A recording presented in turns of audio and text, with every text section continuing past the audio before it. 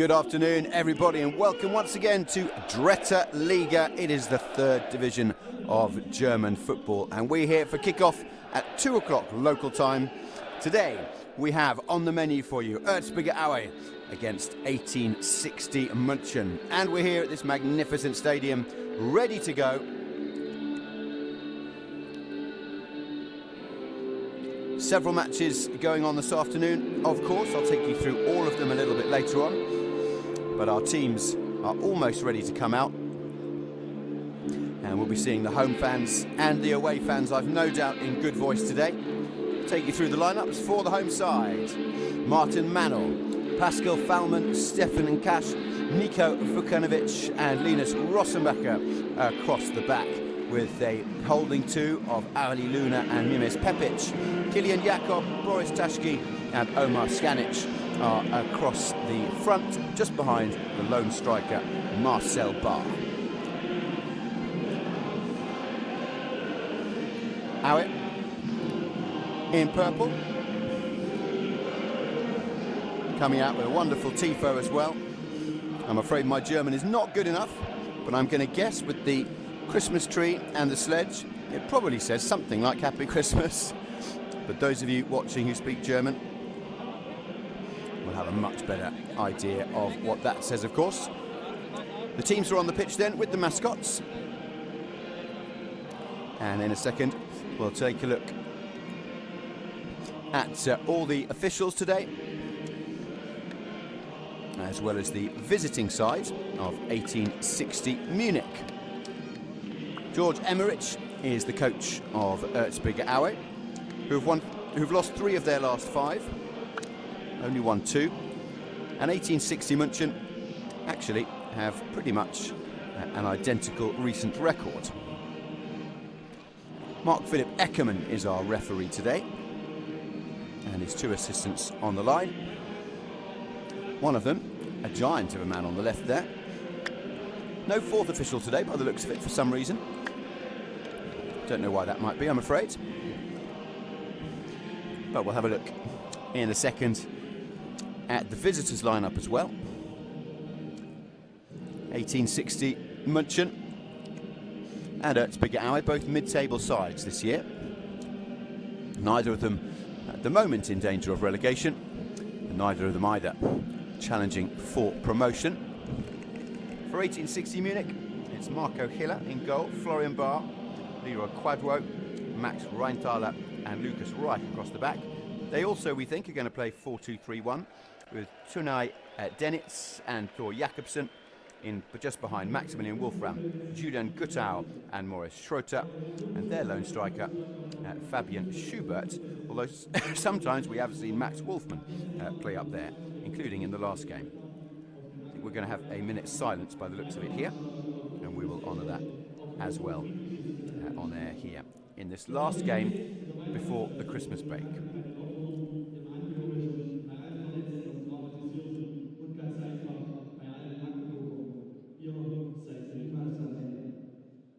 Bitte auch nicht durchstürzen und lasst uns während einer Schweigeminute an alle Magdeburger denken und passt bitte alle auf euch auf.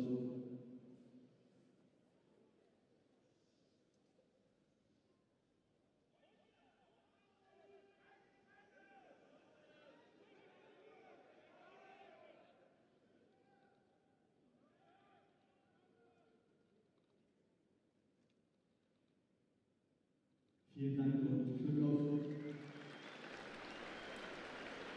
Impeccably observed by the fans here in the stadium, and we're ready to go for another intriguing test as 10th placed 13th in the league, and as I said, one of several matches kicking off right now, all at the same time, and the 2 teams huddled together, and we are ready to go. München, managed by Agirios Giannikis, have had a very up and down season. They started off pretty strongly, as did Aue. Aue actually spent the first 7 games of the season in the promotion places, and they've dropped off a little. George Emmerich, relatively new coach, 50 years old, And he's only been in charge for 2 games, and he's won 1 and lost 1. Last time out, they did beat Sandhausen, who are flying high in the league. But before that, it was a defeat away at Ingolstadt. But it was 6-4 they lost last time. So hopefully we'll be in for some goals today. It's match day 19 of Dritte Liga, 19 of 38, and the snow is falling. But it's not real, of course. The stand behind the goal, making it a very Christmassy feel here.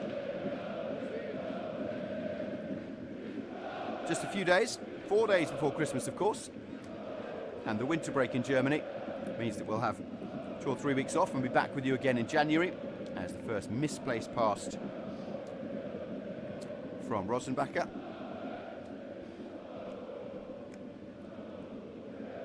And Lucas Reich will get us started again. Munich unable to clear the danger and lift the pressure on this occasion. And now forward we come once again with Rosenlocher and Aue just going back as the ticker tape is on the field. It won't cause any problems, I don't think. Not a warm day, as you can see here in Germany.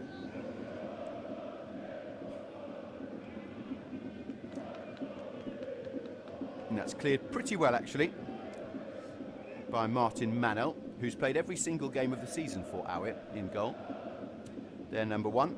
His opposite number is Marco Hiller.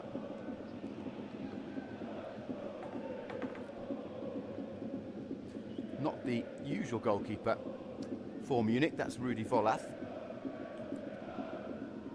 Ball into the, or attempted cross into the centre from Munich, and that'll be a foul.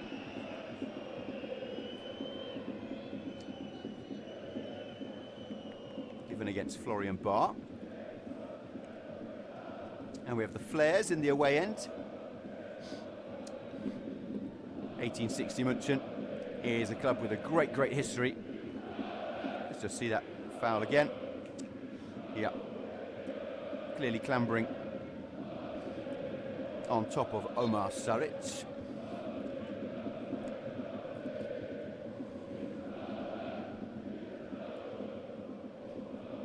And Aue look to build once again from the back.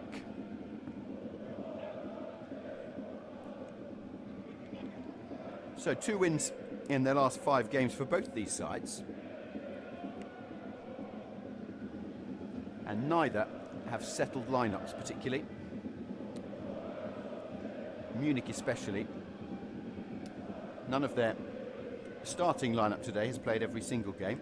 Lucas Reich is the most common starter. But they really have chopped and changed their starting 11.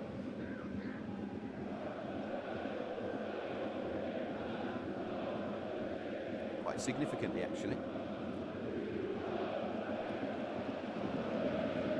Both sides have an average age today of just over 26 years old, so neither of them are super young sides. And one of the interesting things about 1860 Munich today will be to see whether it's Schubert or Wolfram who play that striking role. Schubert the more experienced, but Wolfram in the last game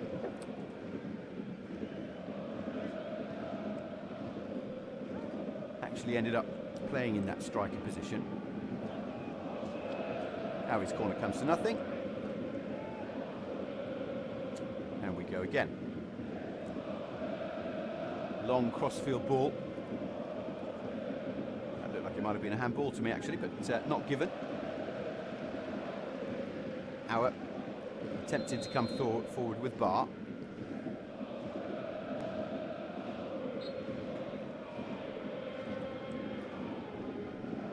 Quite a subdued atmosphere today here actually. Partly to do with the cold, partly to do with the upcoming Christmas celebrations and festivities, I imagine. Nonetheless, Aue coming forward again.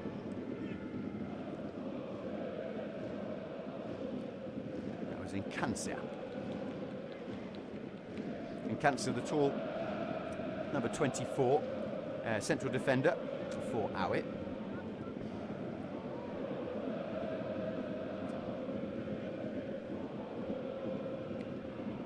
Man with plenty of experience at this level, and someone who already has shown us very calm head this afternoon rather.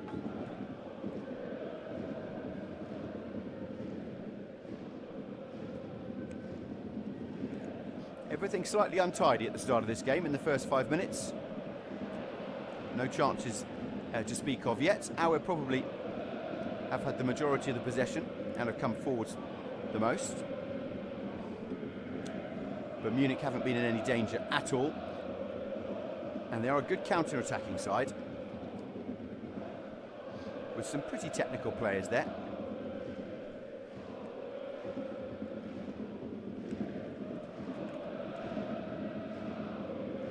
Cannell, as I mentioned, is the one player who's played every single game in the league this year for Erzgebirge Aue. Here they come, the home side, and there's the first goal inside the first 7 minutes of the game. And we have a goal already, and that is great news for Jakob, and great news as well for us watching and for the neutrals. We thought we were going to get goals today, and so it has proved. First goal of the afternoon goes to the home side, and it's Erzgebirge Aue who are celebrating.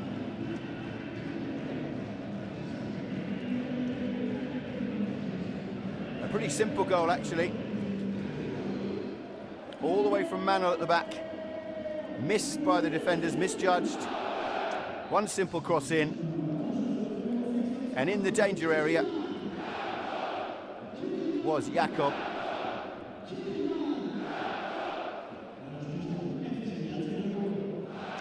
A good, decent goal, a great goal at this level of football. It was Satinic, actually, with the cross out on the right-hand side. Switching wings. And a very good poacher's finish at the end.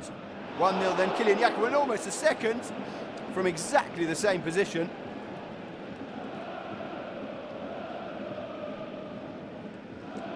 And now the atmosphere has ramped up a little bit. Christmas is coming, and so is Kylian Jakob. 1-0 to the home side then, and we're back with Nkansa and Manuel. This time with his left foot, and he's made a right pig's ear of that. Got away with one there, Manuel. That was almost a calamitous clearance and a ricochet into the goal. Very similar, for those of you who might watch English football, to what Fraser Forster did playing for Spurs against Manchester United the other night. Almost the exact same situation, and here's that second opportunity which nearly led to a second goal. In fact, it was less than a metre away from getting on the end of that. And Nkansa again. Now to Šanić, and he gives the ball away, and now Munich can come forward. And Nkansa once again tidies up. He's proving pivotal there at the back for Aue. Started very well.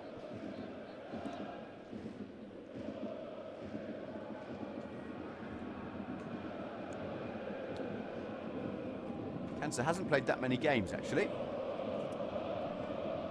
this season, but he's showing his worth so far this afternoon. Munich with some space in the middle. That's a lovely floated ball, nipped over the top and just not able to be controlled. And they were expecting a corner, but it's been given as a goal kick. I think we'll see that again probably, just to have a confirmation. That's a super lofted pass, just over the top. Schubert wasn't able to control it, and he felt that it should have been a corner, but the referee said no.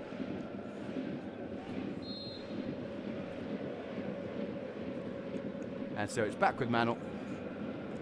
And we are 1-0 here to the home side. Other kickoffs this afternoon, 2 o'clock local time. Essen against Stuttgart. Dortmund against Saarbrücken. And Victoria Cologne against Sandhausen. Then Unterhaching against Dresden will kick off in about 15-20 minutes. At 4:30 local time, it's Aachen against Wechen. And then tomorrow, 3 matches. Mannheim play Bielefeld, Wörl against Osnabrück, and Rostock host Hanover as the final game before the winter break. Last night, it was a 1-1 draw between Ingolstadt and top of the table Energy Cottbus, as Aue once again have a chance for a second goal. So Cottbus remain top of the table,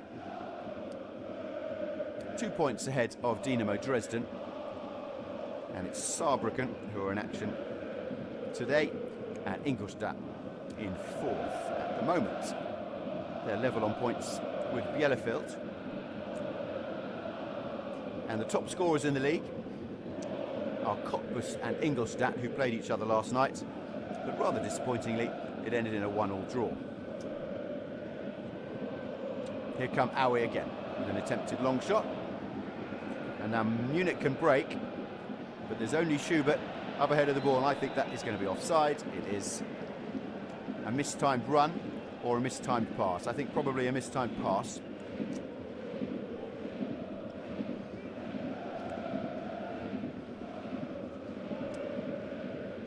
Just held onto the ball that split second too long, and unable to release Schubert in search of the equaliser. Here come Aue again, and Munich managed to get it free.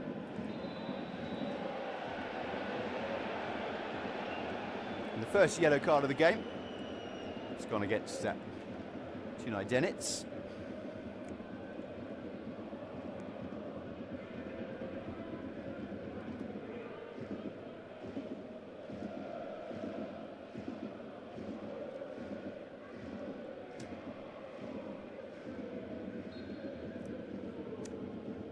Turkish descent, and he is something of a card magnet a little bit.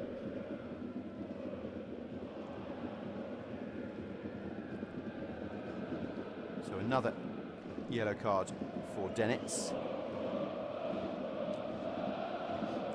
He is German national, but as I said, does have Turkish descent, as so many in Germany do. There are 2 non-Germans playing for the visitors today. Rheintaler is actually Italian, and Schubert Austrian. Aue have a far more cosmopolitan look to their lineup, with Pepic and Siduric and Lune, as well as Tashki, Falman and Inkanse, who are all non-German nationals.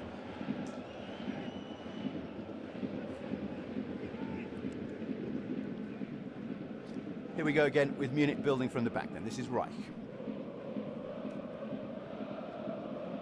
Now Reich ghosting past Pepic quite easily. Denitz in the centre of the field. And a long cross-field ball now from Jakobsen. Looking for and found Fabian Barr. But Inkanse once again clears it up and tidies it up for us.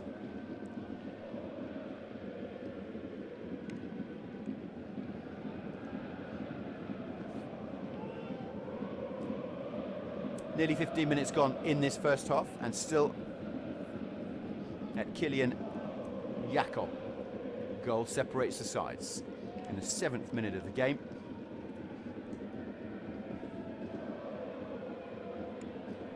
Pretty even in this first half, but Aue have definitely looked more threatening on the attack. That new coach of theirs, in just his 3rd match in charge, has set them up in a pretty attacking formation of 4-2-3-1, which is matched by 1860 München. Denitz in danger of losing the ball here in a very dangerous area. Does well actually to turn and win the throw-in. That wasn't Dennis, sorry, that was Reich. Denitz waiting for the ball, number 36 in the rolled down socks.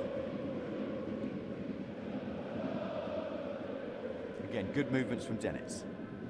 But not much movement from his teammates to give an outlet for that throw.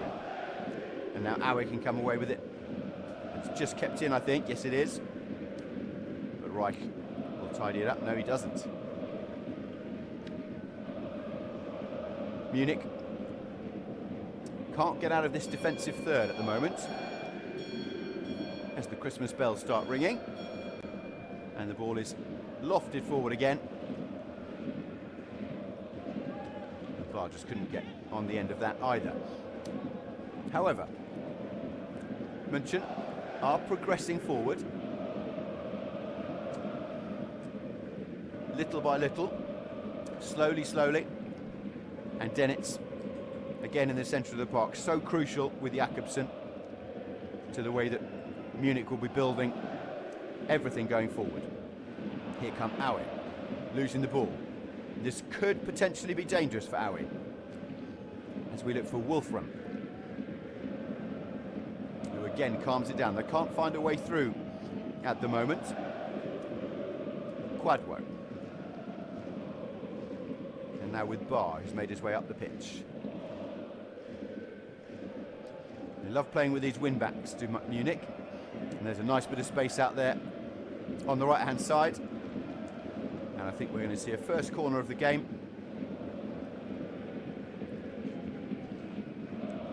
Or in fact, did that end up going out for a goal kick?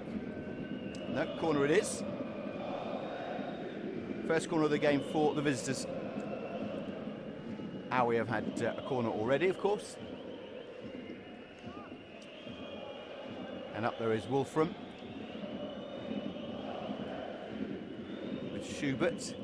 And Dennis will take it. Right-footed. Out-swinging corner. Aiming for the head of Rheintaler. Just couldn't quite find it. And now there's space in the centre again for Aue, and there are two men on one there, and they just couldn't get hold of the ball. That was the goal scorer, I beg your pardon, the assister, Sidoric. So close to making a killer 2-on-1 situation at the back for Munich, who can now come forward themselves with Schroeter, and Schroeter does well. Deep penetrating run, and now Dennis again. Dennis gets the cross in, and that's well tidied up in the end, and the ball is back with Manel.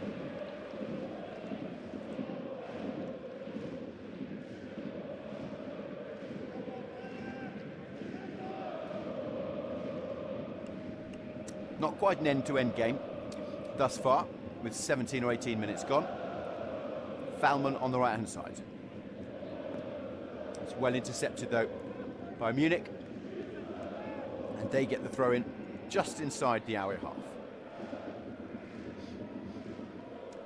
Great thinking here from Aue, and Sidoric, his first touch just let him down, didn't it, slightly? And in the end, Jakobsen was able to tidy up.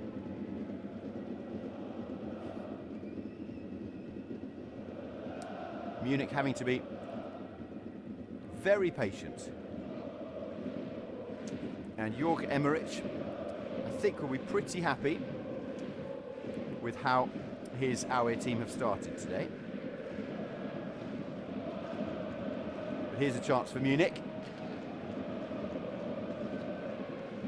But it was a long way out. And in the end, Florian Barr just blazed it over the bar. That's pretty well played by Schubert though. And Barr didn't get his head up in time and was off balance as he struck that with his left foot.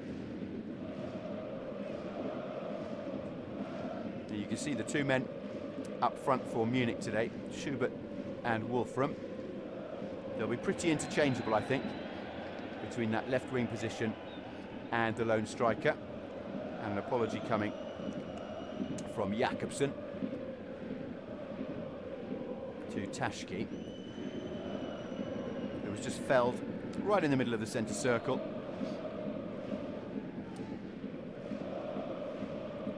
Nothing pernicious about that, nothing intentional. And very well and very sportsmanlike, tidied up in the end. The Munich fans are bouncing, but they don't have much to bounce about yet, to be honest. No shots on target in this first 20 minutes of the game, and 1-0 down as we go into the second half of the first half. Aue, though, now have a little bit of space in the middle of the park, but nobody up ahead. Here's Siduric, and that's again well intercepted by Munich and very well tidied up, very neat, and all sorted out very nicely indeed by Schroeter. Here we come again now with Rheintaler. Rheintaler to Quadro. And Quadro, not the best back pass to Hillier, but doesn't really matter. There was no high press from Aue. And Quadro over here on the left-hand side, because Florian Barr, who's on the ball now, does tend to push up, and that's a dangerous pass back into an area which his manager wouldn't be pleased about, and Denitz goes down cleverly and wins a free kick.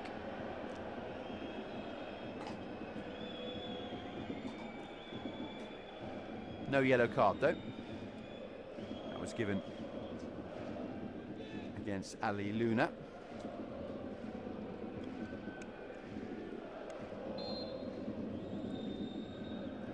And Gyrios Giannikis, very experienced manager. And Quadro will look for Barr again. We're going to see that combination a lot, I think.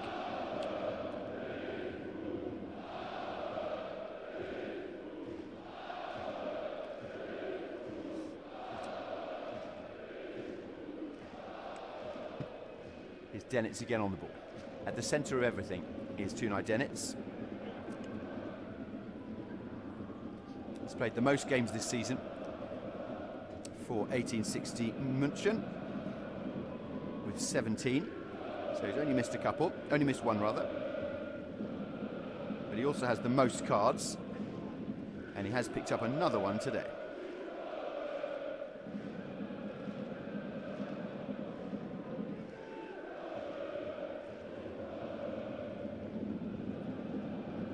Aue down the left-hand side. And again, here's Denitz. And Denitz gets it out to Schroeter. And can Munich get the ball across? They couldn't, but the danger was definitely there with Wolfram in the middle. And Wolfram and Schubert are combining pretty well, actually, you have to say. There's Guttau as well. Just trying to find Schubert, didn't quite manage it. And Nkasse marshalling the defence for this corner.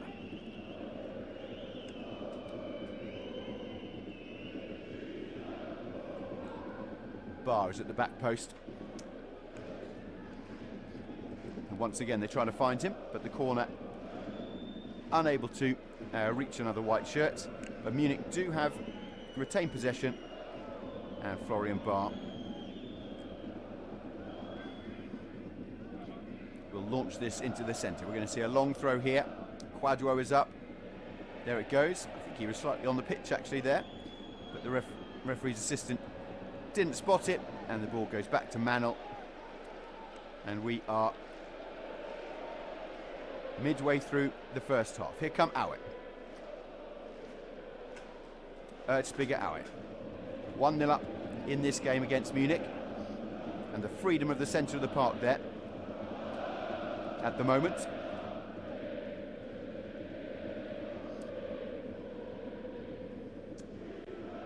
Barr tidying up nicely. Now it's on the left-hand side, and Munich, and they've lost it, and now Munich can come forward, and that's very, very neat indeed. And here comes Wolfram motoring up from the back, and the ball is lost, having been retained quite brilliantly in the centre of the field. Here's Schubert. And that is a ball out to the right-hand side, and there is nobody there. Jakobsen, sorry, not Schubert.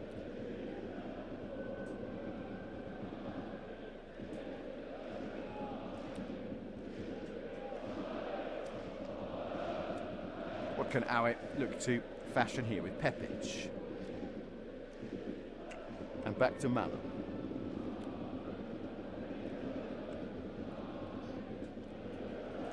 very assured at the back, Aue, with the experience of Manel.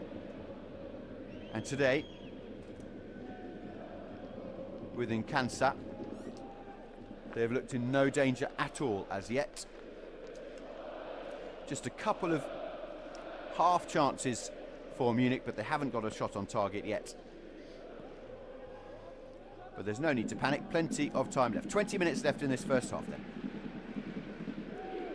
Out to the right hand side, and Denitz is in the middle looking for it. And Schubert was also trying to get on the end of that. But Denitz once again causing trouble in the centre of the park.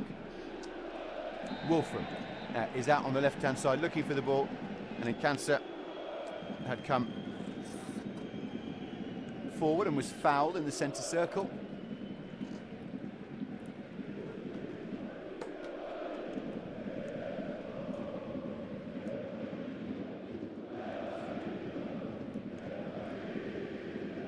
On the right hand side in defence there, Ali Luna. Doesn't normally play in that right back position. Falman it is who we expect to be there.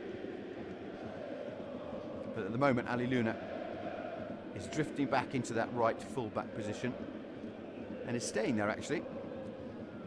So possibly, Jorge Emmerich is trying something a bit new today with Ali Luna. Let's see. Falman, the number 17, who's normally at that right-back position, is right up there, much further forward than we expected.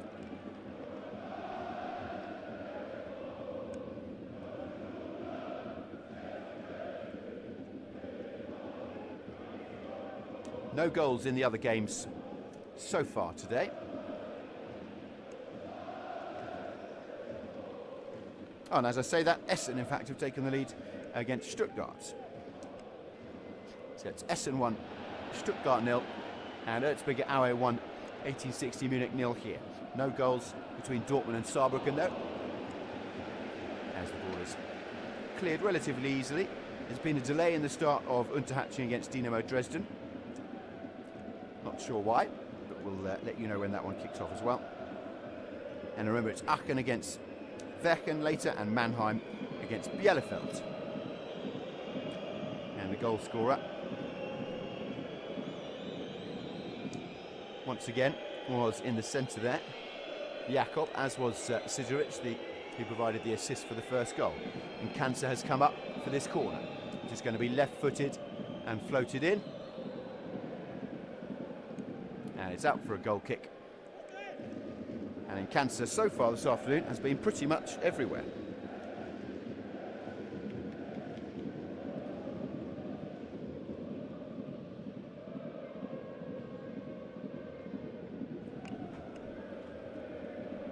Munich trying to build from the back again, and they just can't find a way through in that attacking third as yet in this game. Quadro is open, as he seems always to be. A free kick to 1860 Munich gives us time to take a breath with 17 minutes left of this first half.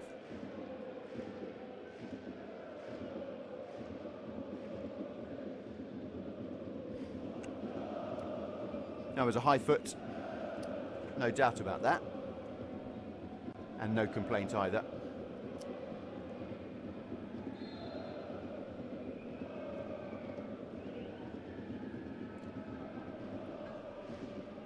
Janikis. He's never the most animated of coaches on the touchline, is he? But plenty to think about for him already today. Quadro is free on the left and receives the ball. What can he do with it? Forward to Bar again, back to Quadro. And lucky a little bit to get through to Wolfram. And that's a terribly overweighted pass from Denitz. And Schubert presses the goalkeeper, who just picks it up, Manel.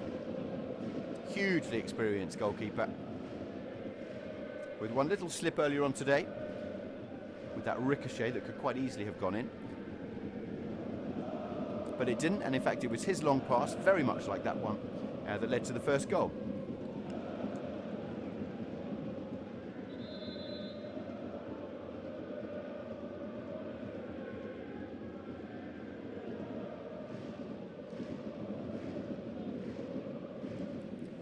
This is Sidoric. The ball is in that final right-hand corner, which is where Aue seems to be believing they can get a lot of joy from an attacking point of view, and they have had joy from there as well. Of course, with that first goal coming from that exact position with a pull-back cross from Sidoric, and the ball put away by Jakob. That's Wolfram helping Jakobsen out in defence.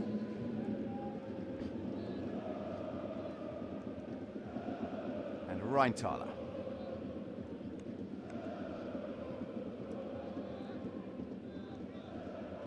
And Jakobsen with a through ball, and then another badly weighted pass from Munich. And we've said that how many times already this afternoon in the first half an hour of this game. Overweighted passes, and now Fallman has the opportunity to push Aue forward. And Incansa again will tidy up at the back, and Manel just calming everything down. And that's a good clearance from Manel. And now Aue. Ball's stayed in, but that's offside.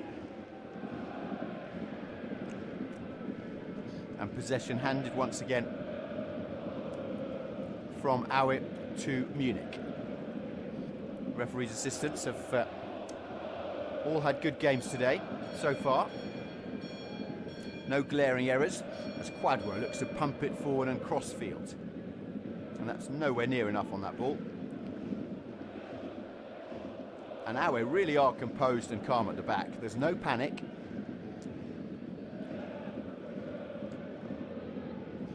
And everything they've chosen to do has been very safe, very secure. Unlike, you have to say, Munich so far, who have had a few relatively dodgy moments. And Cancer, and just as I say that, of course, now's the chance for Munich to get the equaliser. And he's missed it. It was a very tight angle, but just as I was saying how composed and tight Aue had been at the back, and Cancer and Manel, his goalkeeper, miscommunication, and the ball taken round the goalkeeper in the end. Let's just see that again, because in Cancer, his back pass was nowhere near good enough, and Schubert couldn't get there, and Guttau got to the ball, but the angle was just too tight, and it floated past the left-hand post of a very relieved Erzgebirge Aue goalkeeper, Martin Manel.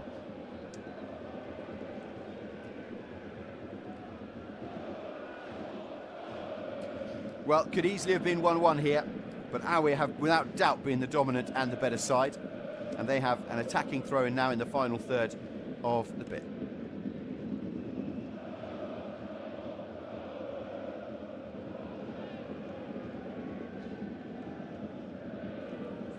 Fabian Barr, unable to create anything there, and so Munich will have the ball again with 10 minutes left.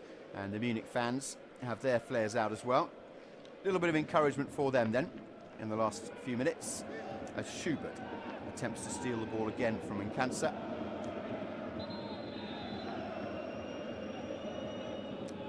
And the referee has blown his whistle because there's a man on the ground. And it's Julian Guttau, helped up by Pepic. And Guttau was, who just missed what was the best chance of the game so far for Munich. Phenomenal fan base, 1860 München.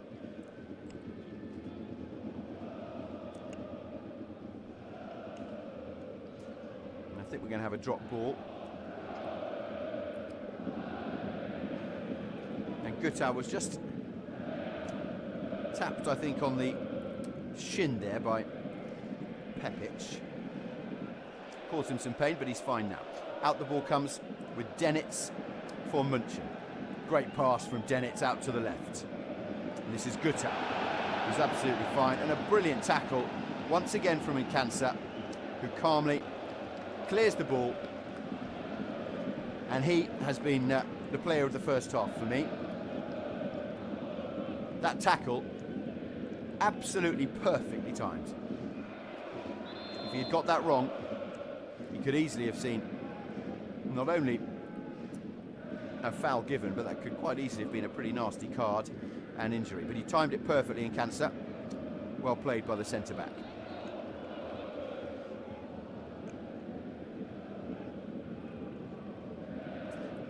Forward we come with Falman. And Falman with Luna down that right-hand side. Manel will clear it up again and clears it upfield.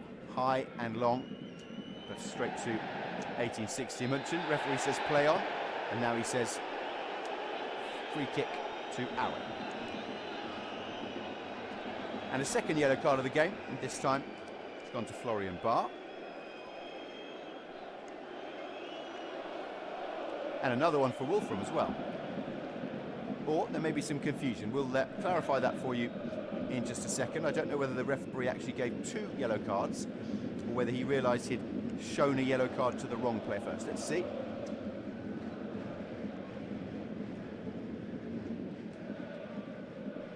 That was Luna with the push, and then Florian Barr with the foul. And I'm not sure why or whether Wolfram also received a yellow card then, maybe for dissent. But certainly Florian Barr.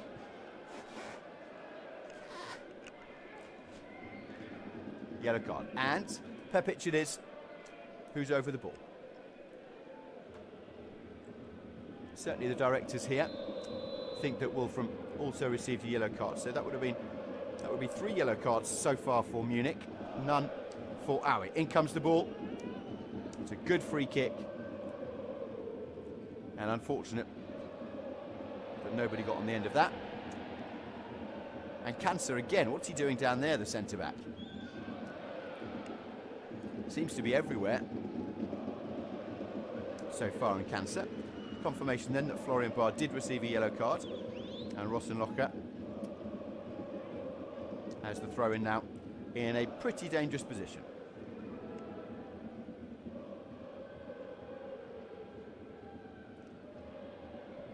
In it comes, and straight to a Munich player. Untidy here in the Munich half. And the ball is with Falman. And Pepic is there if he needs him. And it's a corner to Aue. And yes, Wolfram did receive a yellow card.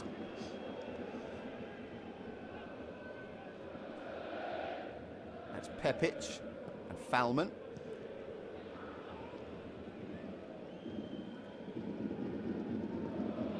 Goal scorer Jakob, and now Aue with the ball free in the area. It just wouldn't drop quick enough for Omar Sigiric. And now it's cleared long.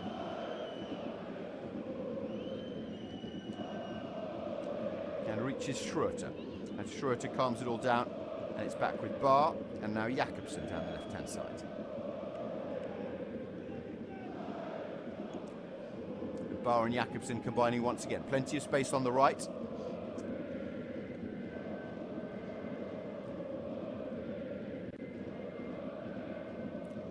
And Munich choose to stay down that right-hand side. There was space over on the left as well. And now Munich have men in the centre. And an opportunity to equalise, and they do equalise, and it's Max Wolfram who's got the equaliser 6 minutes from the end.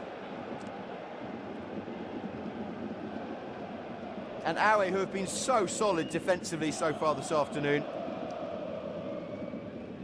looked absolutely clueless as Max Wolfram came forward. And Munich are all square here at Aue.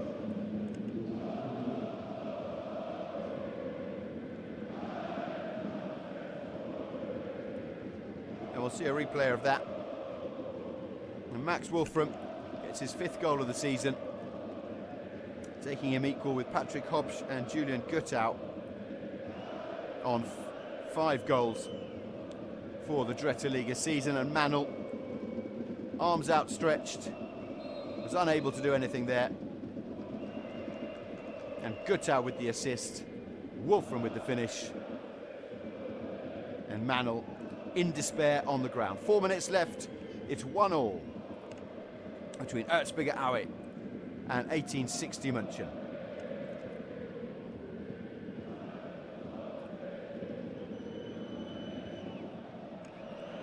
But Aue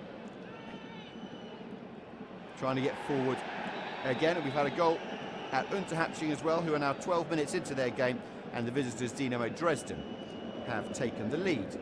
1-0 to Dresden at the moment. And if it stays like that, Dresden will go top of the league at Christmas. They're on 35 points at the moment. 2 behind Energy Cottbus, who could only draw last night against Ingolstadt.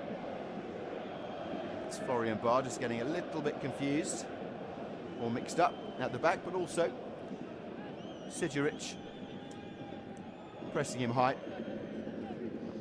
And 1860 München not happy at all that that free kick has been given against them in what is a very dangerous area indeed. Florian Barr.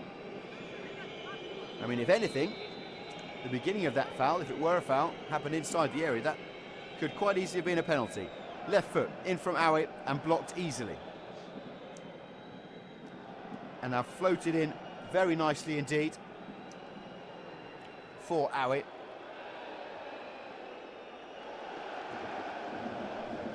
It was Falman in the centre of the field there.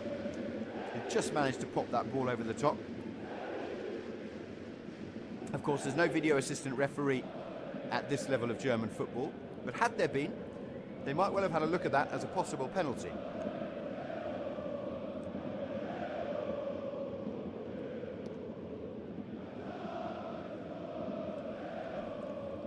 Oh, the jury's out on that. What do you think? Penalty or free kick? Free kick was given.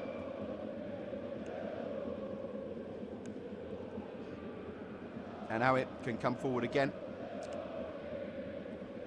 with Falman with the throw in. Pepic and Falman combining again. And then Cancer.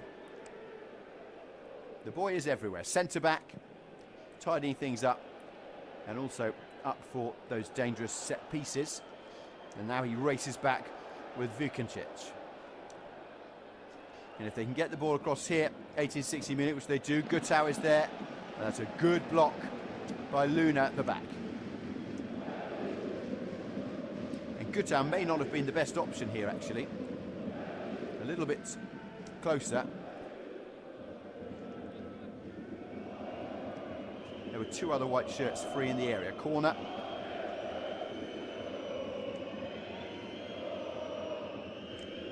Corner to Munich at the end of this first half. Right-footed and played short to Denitz, who tries to curl it in. That's really clever indeed. Just nipped out of the fingertips of Manel. And Wolfram did so well to gather the ball.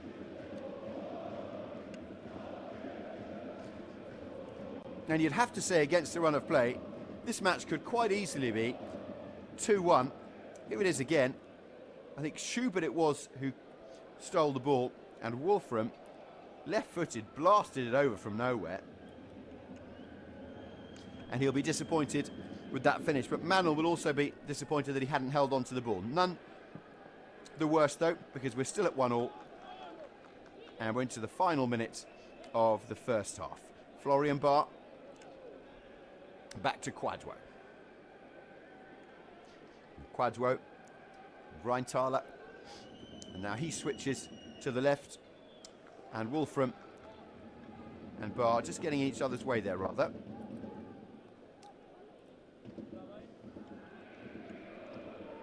But they will still have the ball for what will probably be the final action of this first half. Janikis.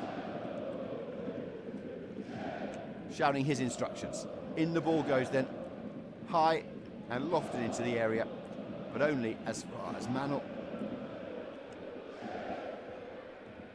who launches it looking for Sidoric. And Sidoric is just hounded off the ball by Quadwo. Free kick to Munich. Jakobsen looking to take it quickly. And we're going to have a minimum of 1 minute of time added on. Wolfram calling for the ball on the left. Denitz just playing it safe, and the ball will go to the goalkeeper. And Quadro and Wolfram. And this is not sensible play at all. Well done though, you have to say, in the end by Hiller. In goal. Not the #1 goalkeeper for Munich, of course, but Rudi Volath out today. And Gutau with a real opportunity to make it 2-1 going into the break, which he doesn't take, and the referee says, thank you very much, boys. 45 minutes of, if not high quality, certainly intriguing football. And after the first half here in Aue, it's 1-1 between Erzgebirge Aue and 1860 München.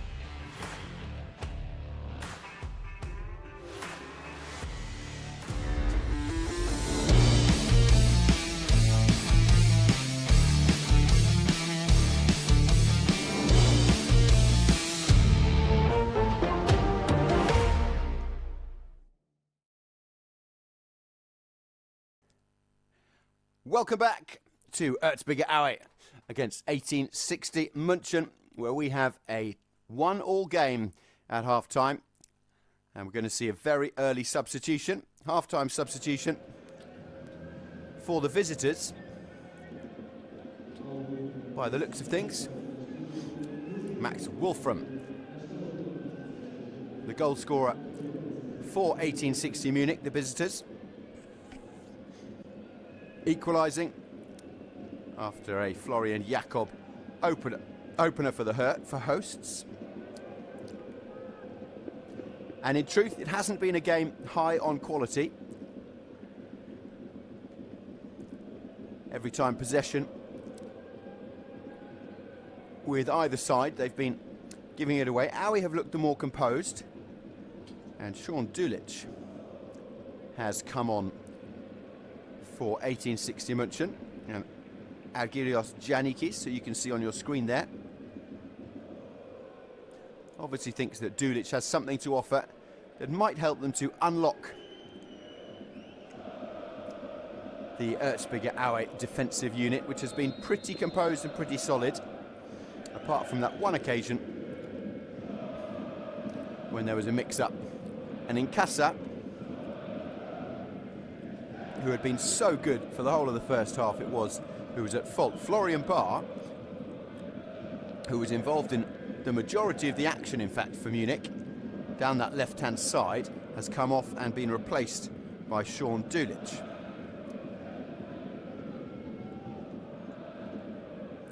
And it's Munich who look to attack first with Denitz, who tries a long-range effort. And you can see up front there, pressing the defence for München, Schubert and Guttau. And there's the new addition.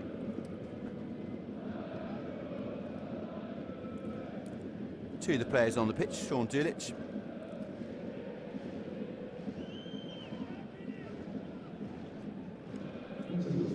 Very young player, 19 years old. Two-footed, so can be a real asset on both sides of the pitch for Giannikis, but not able to do anything there. He's gone straight into the left-back position where Florian Barr was playing in the first half. This is Pepic for Aue. And there's not much space there for Aue to play out, but they do win a throw-in.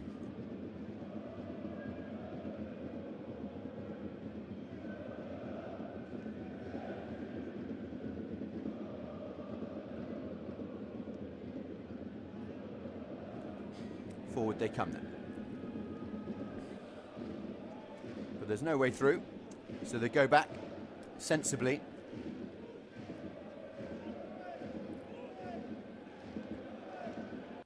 And Rosenlocher. This is a better start for Munich. They're pressing much better, and they're allowing Aue much less time on the ball. And that would be offside, I think, even had Barr managed to get on the end of it. But in the end, Hiller and Tashki, who was a bit higher up, in fact, than Barr.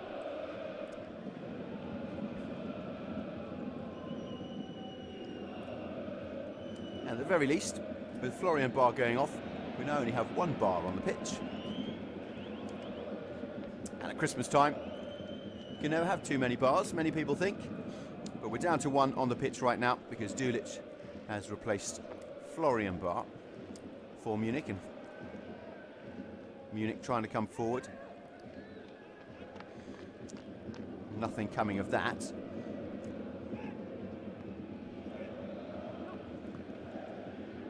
And here come Aue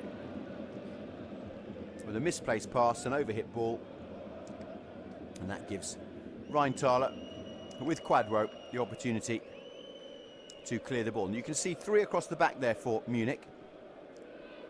And that's because Barr in the first half and now Dulich are really pushing up when Munich have the ball.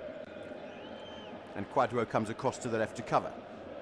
Now space on, that's an absolutely terrible pass. For a professional footballer, Schroeter really should be ashamed of himself, because that was shocking. With significant space out on the right hand side, Reich had overlapped and Schroeter not able to do anything with it. And now Quadro loses the ball but gains it back. And Reich, and he gets it out to Gutau, who comes in on the left, and that comes to nothing again.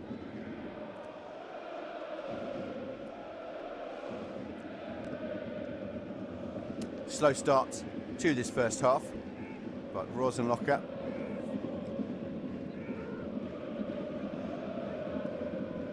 able to trouble Gutau enough to put him off. And George Emmerich, deep in thought, as his players have struggled to find their feet in this first 5 minutes of the second half, the home side. No foul given, and now Aue can switch the ball from left to right but lose it. Jakobsen,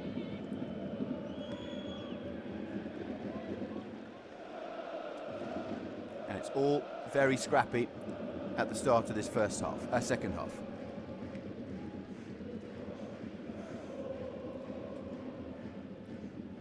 Jakobsen again, dropping deep this time, using Rheintaler. And it's a measure of the dominance of Aue in the first half, as we just see a promising attack from Munich come to nothing again. It says a lot of the dominance of Aue in the first half that I've hardly mentioned Vukincic. I can only remember him touching the ball once, the central defender for the home side, along with Nkasa.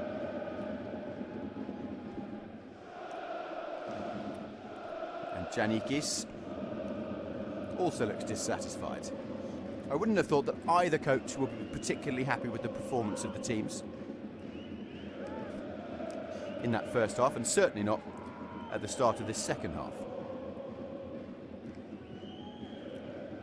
Jakobsen and Denitz are on the ball, over the ball for this free kick. Tunai Denitz on a yellow card, of course. Fires it in, and we'll have a first corner of this second half. And the tall figure of Rheintaler will stay up there, as will Schubert. Gutau is in there as well. On the edge of the box looking for the second ball. Schroeter is up there too. A lot of white shirts in the box for this Denitz corner. And look out on the edge of the box for Jakobsen and Gutau as they look for that second ball. Over the heads and out, and it's going to be an attacking throw-in as Manel looks to marshal his defence. Gutau with a really clever ball in and an attempted Zola-style finish from Schubert, who's a tall and slightly ungainly man. And Cancer.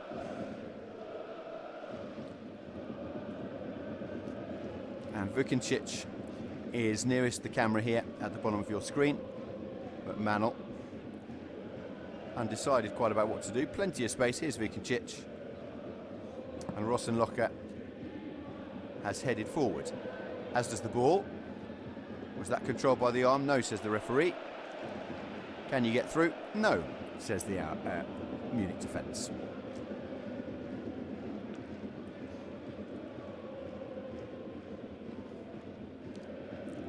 Scrappy and untidy first 10 minutes of this second half. Elsewhere in the league today, Essen are 1-0 up against Stuttgart. Dortmund and Saarbrücken, same stage of the game as us, are still at 0-0. As Aue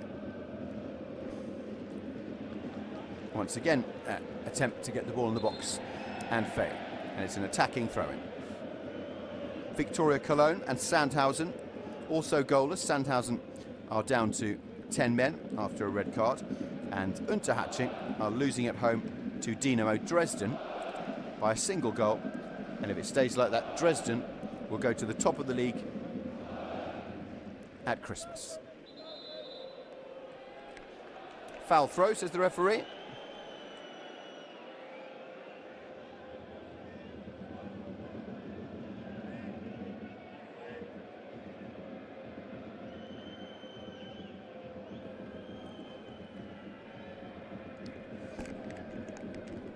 And we're back in the centre of the field, with the ball just going from one team to another, to the other, as neither side are able to hold on to possession and really create anything at all so far. 10 minutes gone.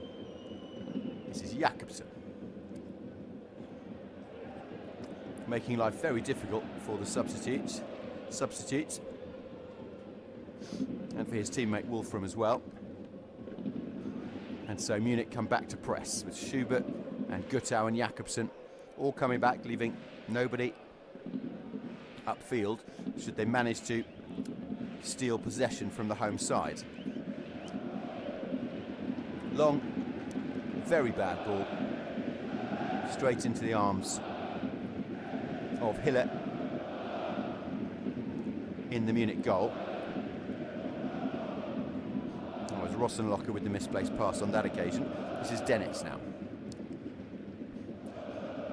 And the flares are out.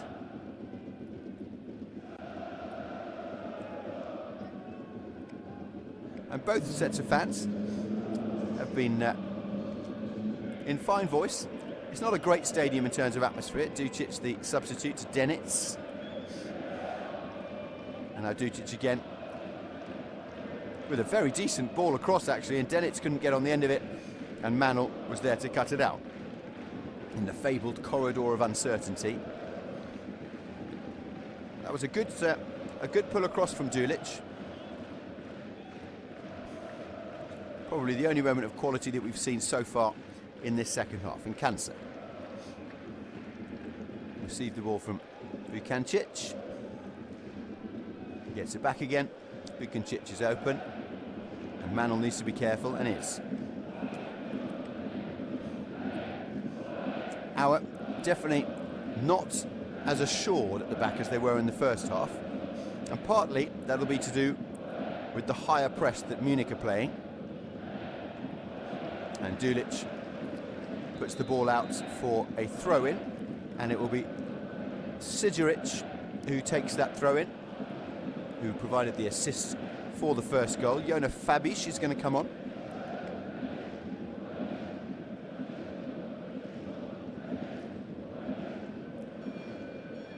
And Jorge Emmerich has seen enough of what's happened in this second half so far, and he's decided that Boris Tashi has played not enough of a part in this game, and so he's replaced by Jonas Fabiš.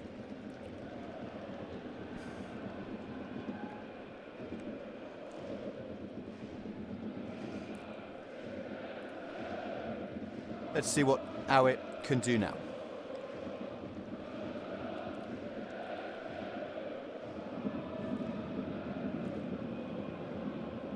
Forward they come on the right-hand side, and that's no foul given. And in the end, Quadwo easily able to clear the danger.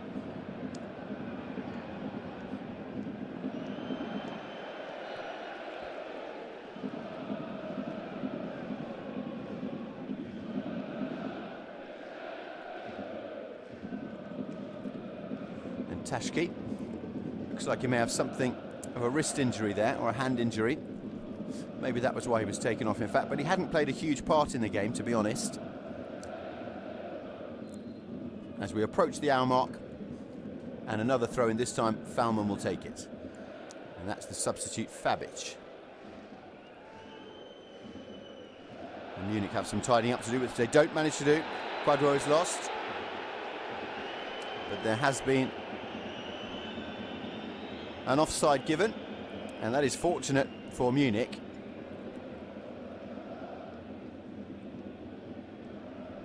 because Quadwo did not do well then, but yeah, clear offside.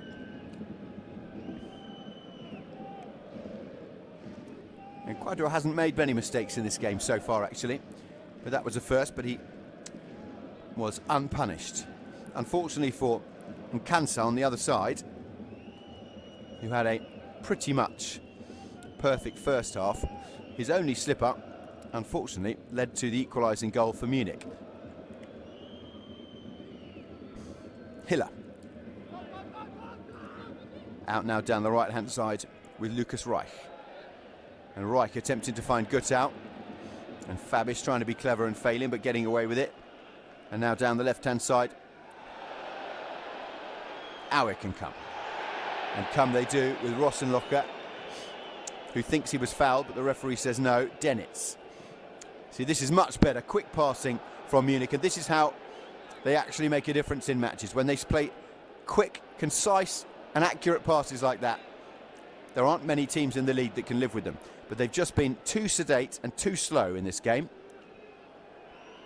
And if anything, Janikis should see that and use it more. Here's Jakobsen. Opportunity created in the centre of the box for Schubert, who couldn't do anything with it. And now the ball's given away, and Aue can come away. And Pepic can get it forward and does. And Siduric cutting infield. And unfortunately for him, his left foot isn't strong enough and had no confidence in it, so tried to get it back on his right. But Aue do still have possession.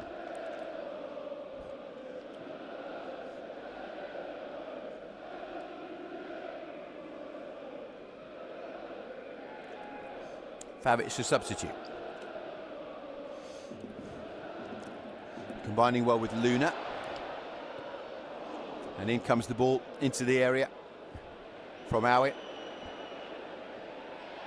And from Jakob, the goal scorer.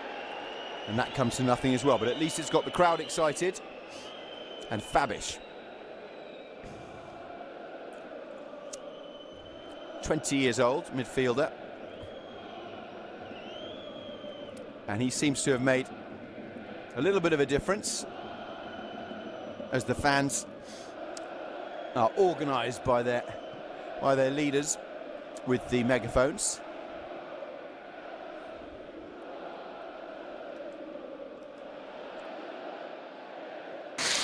Here come Aue again. Ball into the box, on the left. And just slightly too far, but good ambition. And Florian Jakob, who scored that first goal, was not too far away from getting on the end of that. It was a good run from Jakob. Look, here he comes from the bottom of your screen. And it was only just too far forward to create a really good opportunity to get a second goal there. That's better from Aue. Hiller may well have had it covered. But nonetheless, that was good vision by Aue. And Jakob, a bit of a bump, I think, on the post or on the advertising hoardings, but he seems to be okay to carry on. In comes the corner. And Hiller loses it. And there is no need at all for Hiller not to have caught that cleanly. That was a more simple catch than that you will not often see in a game of professional football from a corner. He's under no pressure, there's no danger. And that is goalkeeping 101. In fact, I think my 6-year-old daughter could have caught that. Anyway, Hiller dropped it, but he got away with it. Nearly 13,000 fans in the stadium. As I said, it's not one of the biggest stadiums. Munich, when they play at home. And Dresden, looking at crowds of above 30,000. And the stadium is not full today here at Aue. Only 4 days to go till Christmas, of course, so understandable.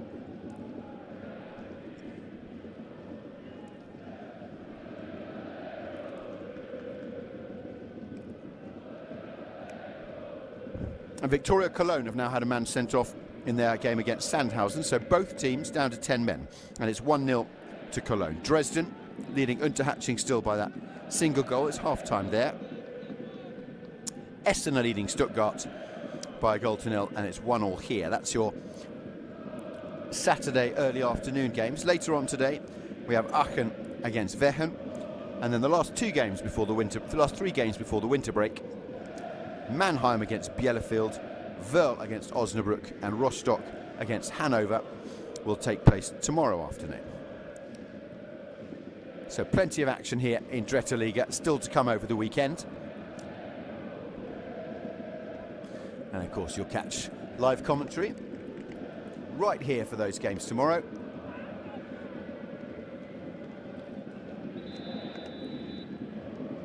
As we see at least some good thinking, if not some good execution from Schurter.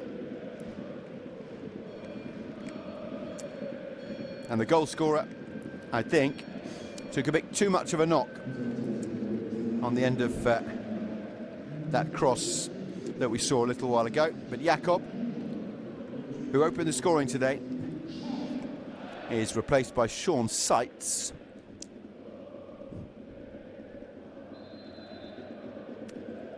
And that will be a straight swap. Seitz comes on.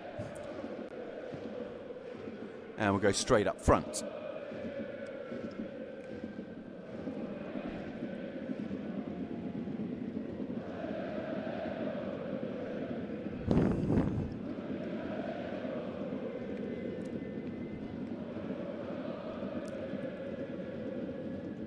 Fabish is substitute. That's Luna trying to play a ball through the eye of an eagle. Didn't quite manage it, but Aue do come away with it, and Quadro gets up just in time to stop that cross, which is coming across from Sean Seitz, who's just come on. Pepic. And Schubert launches the ball high and wide and out. And Emmerich, the home manager here, just his 3rd game in charge, of course. If this were to finish a draw, he'd have had 1 loss, 1 draw and a win from his 3 games. There's Vukancic with Nkansa now. Back to Vukancic.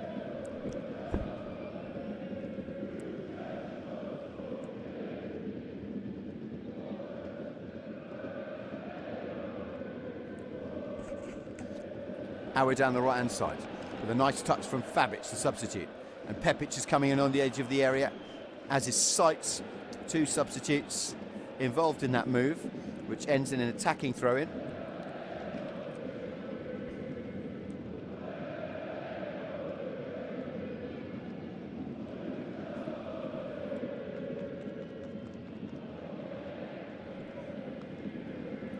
And it's a defensive throw now. And Munich will look to build from the back. This second half has not really got going. We need a goal to really liven things up here before Christmas.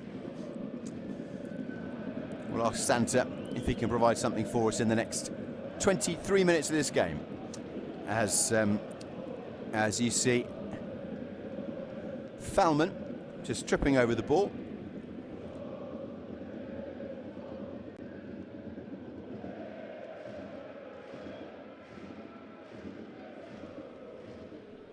Munich then, giving the ball away again. And that's more. Absolutely. I mean, these are professional footballers on this pitch. And that is woeful. Absolutely woeful.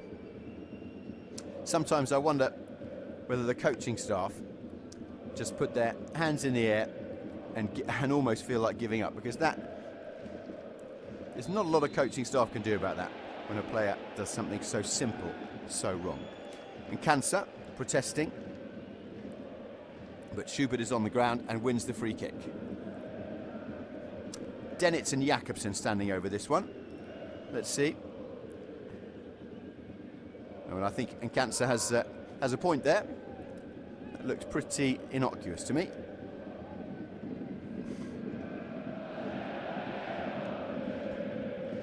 So it's going to be either the left foot of Jakobsen or the right foot of Dennett's. Not much movement yet from the white shirts. It's Dennett's. In it comes. And that's easily the best chance we've had of this second half, and it fell to the substitute Dulic. And we'll just see again what happened here. Some good running from Dulic. In fact, it was Quadwo with the initial run. His header missed, and Dulic just couldn't keep it down. You saw straight away his head in his hands. He knows that he should have done a lot better there.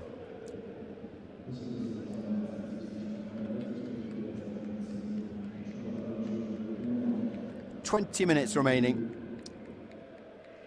of this match, and another substitute for the away side. And that is Philip, who's coming on for Schubert, who hasn't had the best game, to be honest. And Philip straight into the press. And Kansa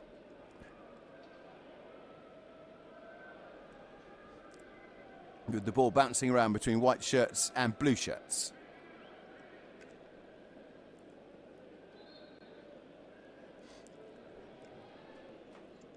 Falman just stealing a few metres. The referee notices and pulls him back.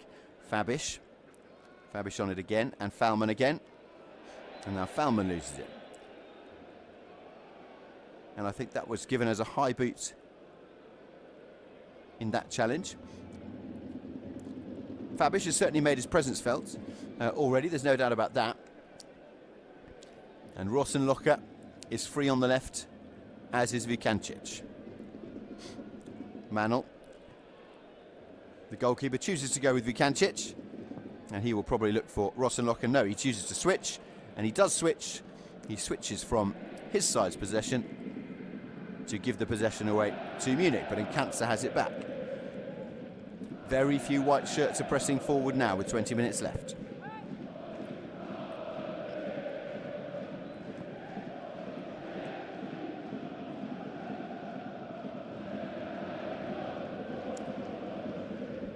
Aue with the ball again coming forward in the final third. Looking to try to create something of quality, something of substance, something of significance, but can't. Fabish. And now across to the left-hand side they go. Rosenlocher was involved. But Aue again have given the ball away. And Munich, who did well to steal it, can't get it through to Daniel Philipp.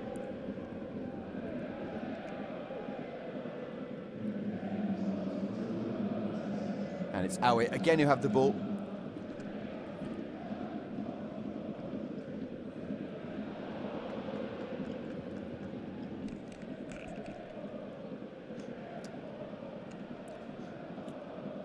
Munich then. Ball, good cross into the middle of the area. The problem is, with a decent delivery like that, if there are no teammates in the area, then for sure it's not going to get turned in. Nonetheless, Schroeter showed some pretty good vision and ambition there.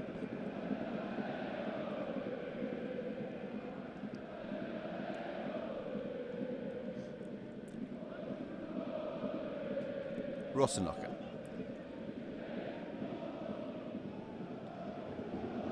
His pass goes straight out.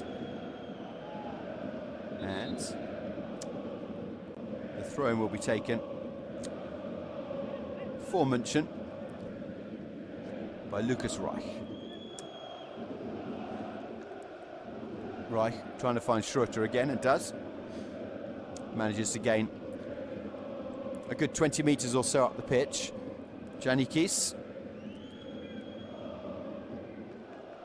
and Emmerich will be racking their brains to see how one of their sides could find a way through, and it's not going to be like that, because the substitute Dulic has lost the ball, or it may have been Ali Loon with a good defensive move. But the culmination of that will be a corner to 1860 München as we approach the last quarter of an hour of this game. And Tulay Denitz, on a yellow card, of course, will attempt to find a meaningful and a significant corner routine into the area. Gutau is on the edge of the area, and the ball comes in, and it's over the bar, and we stay 1-1.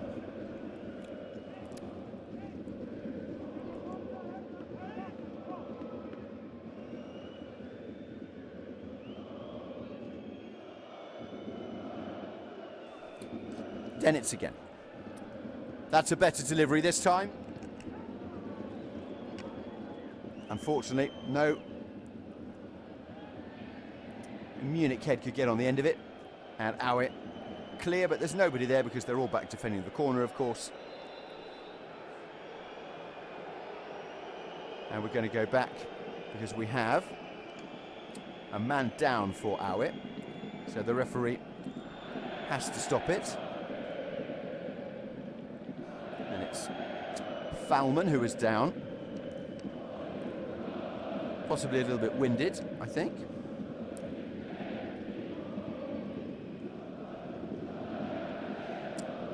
And the bouncing starts again. Drop ball, and this will go back to Munich. And they will give the ball, I think.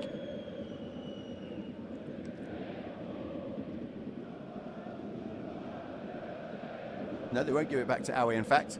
They'll keep it, but they won't attack straight from it. Good sportsmanship, organised by the referee and observed by the players. Fabish does well again. No, he doesn't. In fact, he's going to win. He's going to get the yellow card.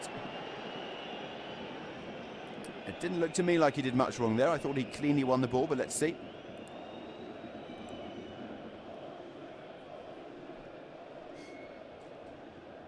Certainly Fabish doesn't think he deserved a yellow card for that. Let's see. Harsh, I think you could say. Did he get the ball? Yep, definitely got the ball. I'm not sure whether he was given the yellow card for the first or the second offence there. Neither of them looked particularly serious to me. Nonetheless, in comes the ball into the area, and that was a pretty dangerous one. It was a very strange free kick.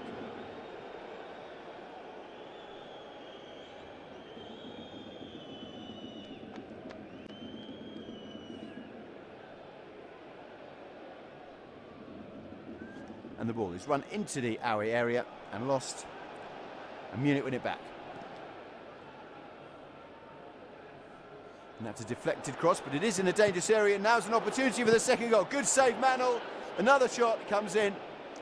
And now Kwadwo over and wide. That's the best chance of the second half. And that's what the crowd needed. And to be honest, what I needed to bring some energy back to this game. 13 minutes left. Good save, Manel. Messi at the back. Deflected cross. An awkward bounce. And a good reaction saved by Manel, down low, before Kwadwo let his adrenaline get the better of him. And unfortunately, Kwadwo's shot high and wide, and Manel keeps the score at 1-1. Much better from Munich in the second half. The first half, they were pretty shocking, especially at the beginning. Quick free kick, and they've got the wind in their sails now.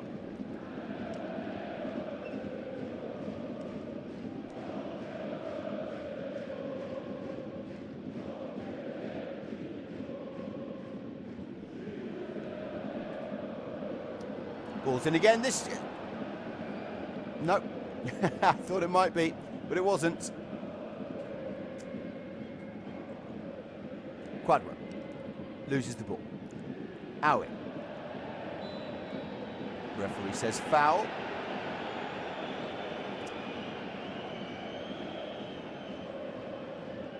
And despite the protestations, I think it's Daniel Phillip, the substitute there.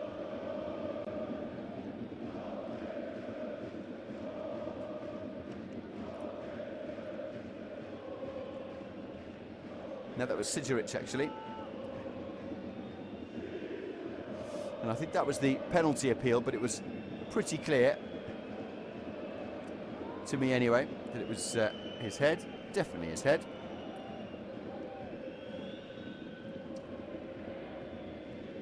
And in actual fact, it was pretty well played by Bart.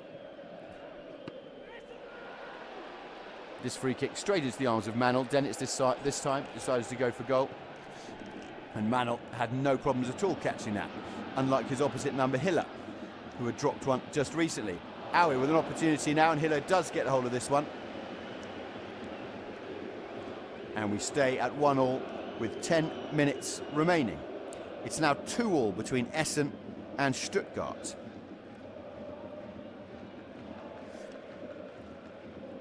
If this game does remain a draw, then Aue will go into 9th place and München 13th on 27 and 25 points between them.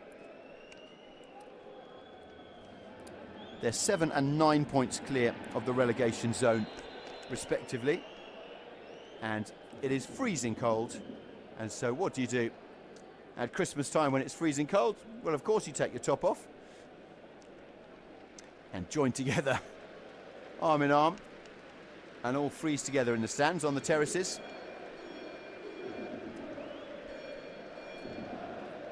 Another substitution. Clausen is on for the home side, and Siduric, who provided the assist for the first goal, the opening goal of the game, is the man replaced. So several substitutions then for both sides. Mika Clausen on for Omar Siduric, confirmation there. And we are still at 1-1.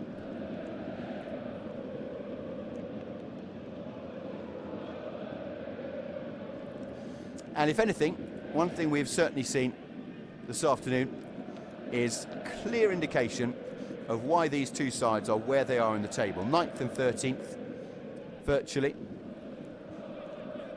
And when you compare them to Dresden, Cottbus, Saarbrücken and Ingolstadt, there's a really clear difference between the quality of those sides and the two that we're watching this afternoon. Even in just the goals scored, Dresden have scored 36 goals this season, Cottbus 42 and Ingolstadt 43. Neither of these sides have reached 30 yet. And that, ladies and gentlemen, is one reason why. Awful cross from the left-hand side. Awful attempted cross from the left-hand side. As Munich are going to make another substitution. This time it is their top scorer, or their joint top scorer, Patrick Hobbs, who's going to come on. And Hobbs replaces the other joint top scorer, Julian Guttau. So Hobbs on for Guttau. Straight swap for sure. And Guttau hasn't played a huge part in this game. First half, towards the end, he had a couple of good moments, opportunities. And did provide the assist for the equalising goal.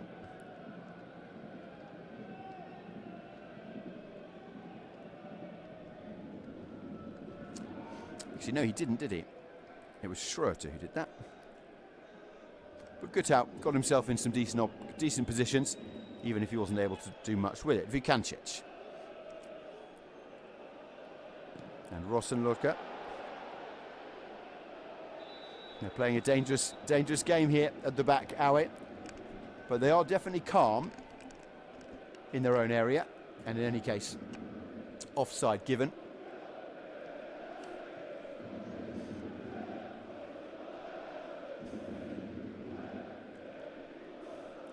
The ball is with Manel again.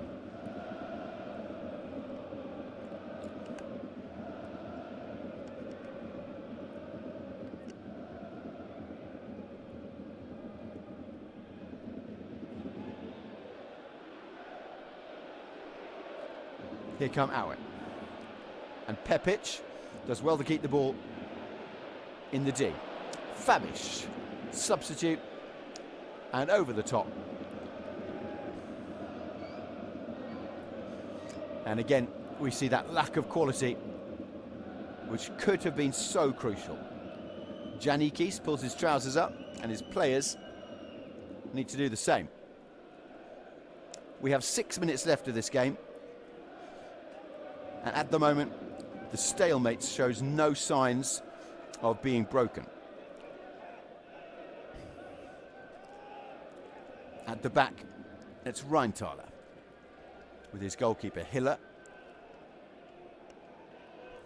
and Quadro on the left-hand side. The substitute Dulic has pushed up again, and Hiller, the crowd likes that. The fans enjoying a little move by Hiller just to take the ball away from the onrushing Bar, and now Munich can come forward themselves, and that's a very good ball indeed. In the end though, nothing can come of that. Not enough white shirts in the area, and Patrick Hobbs, who just come on, wasn't able to get anywhere near there. Wolfram was in the centre but didn't get anywhere near receiving the ball, and so Pepic can try again for the home side, Aue, but he has to go all the way back to Rosenlocher and Vukancic and Nkansa, and Nkansa will look to go down the right, and he does. Fabish, two substitutes combining. Nkansa again down the right hand side. Now they turn inwards and look for Pepic, and the ball, a nice pullback there, could have led to a goal scoring opportunity for Pepic, who had started the whole move, but in the end nothing came of that. Aue, though, have been awarded a penalty, and this is the break that was needed, I think, and a yellow card to Quadro, and he's not protesting, Quadro, and Erzgebirge Aue, with 4 minutes left on the clock, broke into the area, and Quadro fouling the substitute, Sean Seitz, I think it was, Sean Seitz. Let's see. Quadro, reckless in the area. And that is a clear penalty. And Bar it was, in fact, who was felled. And the referee had no hesitation. And Quadro has been given a yellow card as well. Marco Hiller now has the job of saving a point in this game.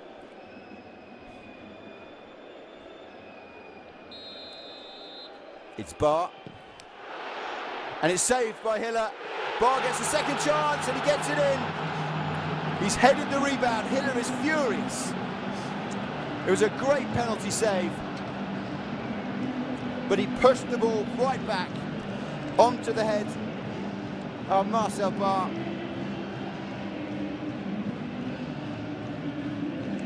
And late on in this mid to bottom of the table clash between Erzgebirge Aue and 1860 München, and Bar's penalty was not good, but his header following up was excellent, and the home fans in raptures. And you have to feel for Marcel Hiller there a little bit. Saved the penalty. It wasn't a great penalty, he guessed the right way, but Bar did really well to get his head on the ball and make it Erzgebirge Aue 2, 1860 München 1. And that changes everything in terms of the impact that this game has on the standings, because a win for Aue will actually take them up into 7th place. And now there's only a minute and a half left of normal time for 1860 Munich to try and get an equaliser for the second time. Twice they've been behind, as Jakobsen protests that he did get the ball. And Sean Seitz looks like he might have a problem as well. Jakobsen furious that the decision's been given the other way. But I imagine that is frustration, as you imagine as well. Gyrios Giannakis must also be feeling. This has been a dreadful second half of football, and this match may well have been decided by a rash challenge from Quadro, a poor penalty from Barr, a good save from Hiller, but an excellent follow-up header from the Erzgebirge Aue number 15. And now they just need to get back Erzgebirge Aue into that solid defensive unit that they had been in the first half. And now Barr is through again. If he can chip the keeper, which he does, it is 3-1 to Erzgebirge Aue. 3-1 and 3 points. And that is 2 goals for the top scorer for the home side. And Jorge Emrich, in just his 3rd game in charge, is overseeing a second victory. And Marcel Barr has scored 2 goals in 2 minutes, missing the penalty, but this was a good chip. And you could see when he raced onto the ball here, as Hiller started to come out, he only had one option, and he took it very well indeed.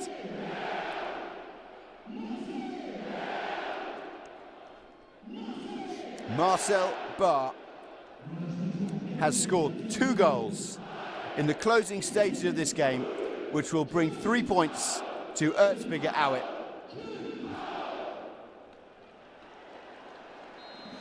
And there is joy and relief on the faces of the coaching staff of Erzgebirge Aue, and there must be despair for 1860 Munich. That's going to be a yellow card for Jakobsen, who walks away, and his frustration is boiling over in the last few minutes as well. That was a poor tackle, a desperate challenge for the captain.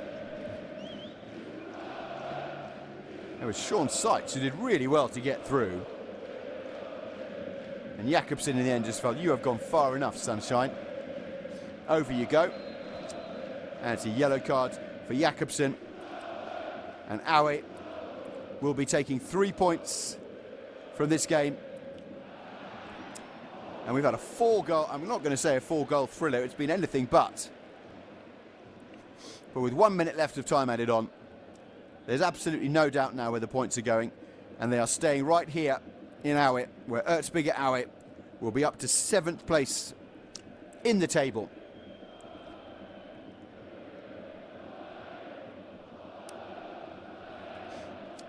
Elsewhere, the early kickoffs on Saturday in Dritte Liga are coming to an end, with Essen against Stuttgart 2-2.